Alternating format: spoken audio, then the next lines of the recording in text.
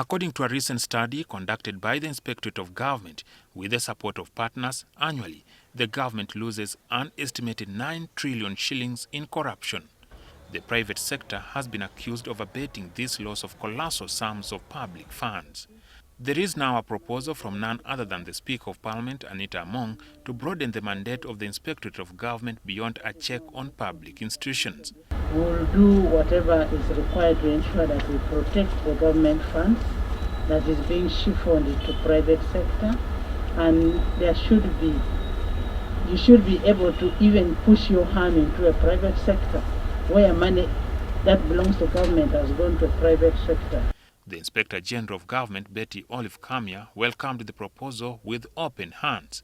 However, she clarified that the law governing the operations of the Inspectorate of Government allows the tracking of funds in private businesses. Whatever happens in government happens in private sector as well. But private sector, people don't care to focus on corruption in the private sector. But it affects us too.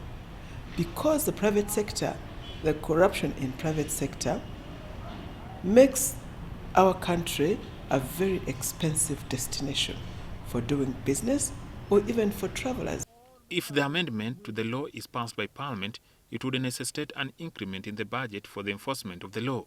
Some members of Parliament have backed the proposal for broader mandate of the Inspectorate of Government. So if they investigated the accounts of the private sector, you'll find that 80% or some money from the accounts of the people in the private sector goes to these people in government. Because where are these people that are getting small salaries, 3 million, 2 million, 10 million, where are they getting money to build these mansions? However, Bugiri Municipality Member of Parliament Asman Basalirwa differs. The IGG Act empowers that office to engage in matters of good governance and rule of law. But that is an aspect that the IGG has evaded over time. Talking about the issue of good governance is one that is provided for in your act. And the members of the community say the IG has not been implementing that particular area. Why would that be the case? But we are there fighting corruption. It's like firefighting, because corruption now is a fire. It's burning everybody. So we're really firefighting. And after getting corruption down, then we should go back to our real job of fostering strict adherence to the rule of law.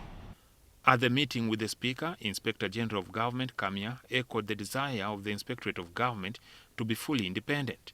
She appealed to Parliament to support the Inspectorate of Government to become autonomous to orient its own budget for appropriation by Parliament and also give accountability. To minimize conflict of interest, where you are investigating somebody who is supposed to manage your budget or to make a decision on your budget. The call for independence will only be justified through output. Okay? So it is their output that should speak for them.